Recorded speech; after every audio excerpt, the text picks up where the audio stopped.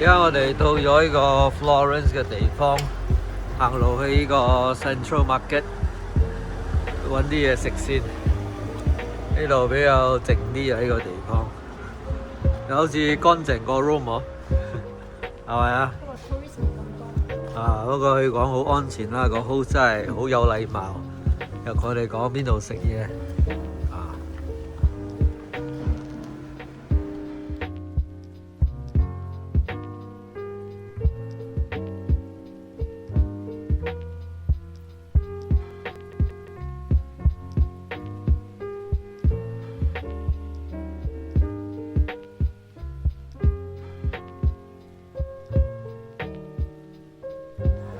我喺度 Florence 真係出咗名賣好似時裝街咁，好多嗰啲 leather 嘅嘢啊，東南西北成條街都係啊，你睇。